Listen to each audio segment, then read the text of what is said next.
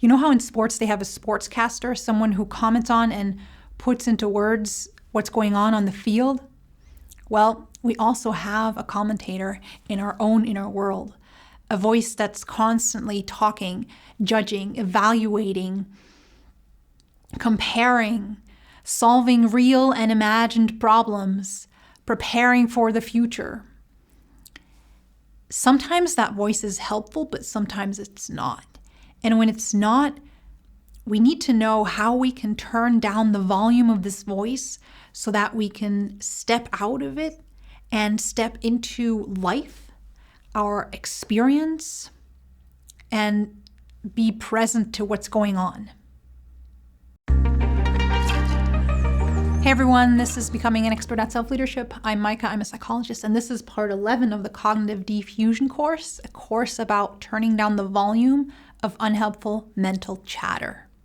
Last week I explained 4 steps of defusing, unsticking, unblending, detaching, and disidentifying from unhelpful thoughts, noticing thoughts, labeling them, checking if they're helpful or not, and then creating distance to them.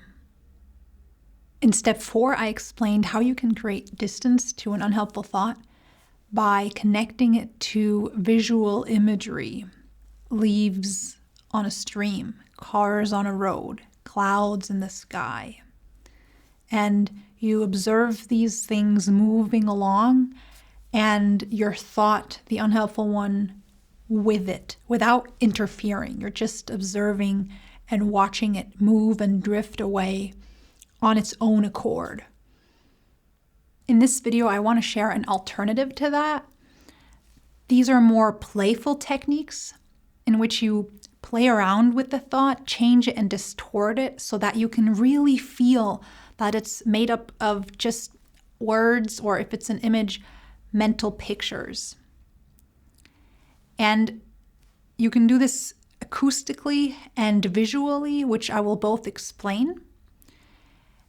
And no matter which one you have a liking for, you can always start out by noticing a thought, labeling it, checking if it's helpful. And then instead of going into the visual imagery that we discussed last week, you can also go into any one of these techniques. Number 1, playful acoustic distancing. Before I get into these more playful cognitive defusion techniques, a short preamble. These techniques are very playful, and they may sometimes not feel right for a certain thought or mental picture. These techniques aren't meant to be invalidating or to trivialize real problems, but sometimes they may seem that way in some situations for some thoughts or to some people. If that's the case, try out a different one. It's not a problem if one or several of the cognitive defusion techniques don't resonate with you. There's enough others to choose from. The main thing is that you find one or a couple that actually do help you so you can free yourself from the oppression of some of your thoughts. The way this playful acoustic distancing cognitive defusing works is to take the words of a thought and play around with their sound with the intention of making these words feel less real, important, or threatening. This isn't about mocking yourself for having a certain thought, but about distancing yourself from the sense that a certain thought is relevant when you know it's not. Here's what you can do when you play around with the sound of a thought acoustically. You can say this thought, this sentence, in a different speed, at a higher or lower register. You can speak in a different volume, quietly or loudly. You can try out different silly voices, saying this thought in the voice of a different character, for example, a cartoon character. You can also sing the thought in a familiar melody. You can speak the thought with the voice of a newscaster from the radio station called Bad News Radio. You can also record yourself saying this thought with a voice changer app and then play it back in different voices and styles. When you try these techniques out, you'll notice how a thought loses its power to affect you. And I encourage you to try them out right now, out loud, even if it sounds a little silly. I'll demonstrate a few and then it's your turn, okay? I will demonstrate a few of these with the thought, I'm a loser. So we will now play around with the sound of this sentence so that you can strengthen the part in you that knows that this is just a thought, not truth. This is just a story that your mind has gotten used to repeating. And now you want to create distance to the story and make it feel less real. I'll try it first with a song. I am a loser, my friend. I'll keep on losing till the end. Dun, dun, dun, dun. And when you sing these songs, you may have to chuckle a bit. Often that's what happens when I try these techniques with clients and patients. And that's good. That's a sign that this thought has already started feeling less real. Let's also try Bad News Radio. Hey everybody, this is Larry from Bad News Radio, giving you your moment-to-moment update on the bad news of the day. We don't fact check because we don't believe in that. We only believe in bad news, and there are more bad news to report if we don't fact check. So the bad news of the moment is you are a loser. I don't really know what else to say right now to prove it. Well, maybe I can remind you of how yesterday you said that one thing you thought was embarrassing. If that's not proof that you're a complete loser in every way, all the time, and that you never get anything right, ever, then I don't know what is. How we get the right to generalize from a small mistake to your whole person and all time? Well, that's what we're best at here over at Bad News Radio. We take a molehill and turn it into a mountain. The idea of all these exercises is for you to experience this thought as something that is external to you, foreign, unfounded, and distant. Now it's your turn. Pick one of these exercises and a common unhelpful thought that you have a lot and press pause on this video. Number 2, playful visual distancing.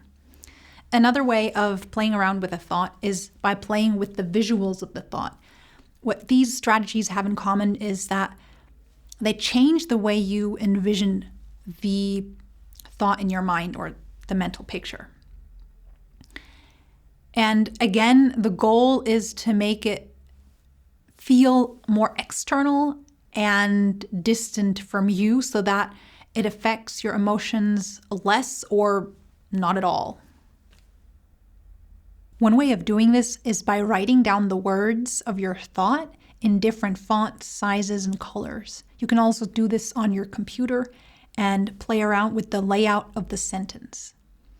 When you see the layout of this thought, this sentence change, it reminds you that this is just a thought made up of words and it loses its impact. You can also do this simply within your mind by envisioning changing the layout of the words. Another way to do this is to place the words of the thought or the mental image on an imaginary TV screen and then playing it back with different speeds, fast forward, rewind. You can also flip it horizontally or vertically. You can change the colors or brightness.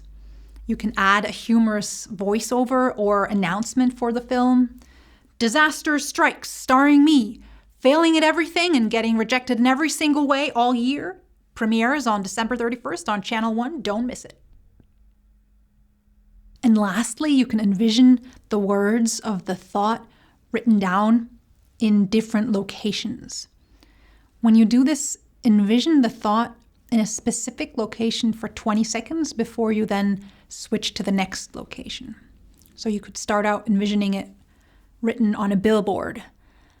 After 20 seconds, you envision it on a t-shirt, then written on a post-it on your desk, then on a computer screen, a sign in the park, as the name of a store, as a speech bubble in a comic book.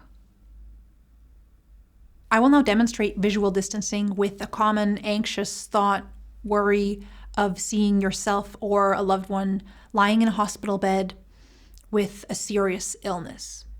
So imagine this is someone you know or you, and watch as I play around with and change this image.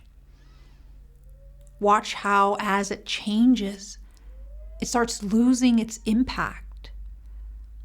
You feel how it really is just an image. It's not a forecast. It's not an actual picture taken of what's actually happening. It's just a thought. It's just a worry.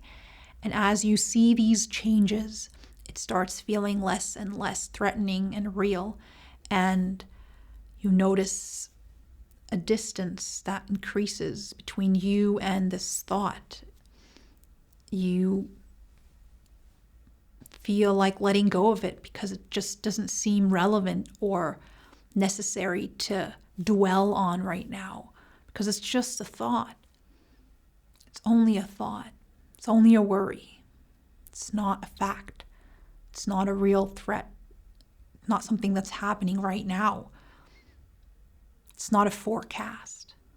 It's just a mental picture made up of the stuff that our thoughts are made up of.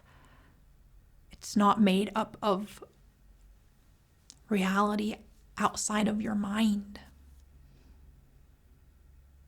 So you can also just let it go and turn your attention back onto the present moment, onto present reality, onto your present experience, and the gratitude you feel for everything that you have and everyone you're connected to, and invest your time, energy, and attention into being present in your life right now. Now that you've heard about different techniques of playful visual distancing from a thought, I encourage you to pick one and try it out for yourself.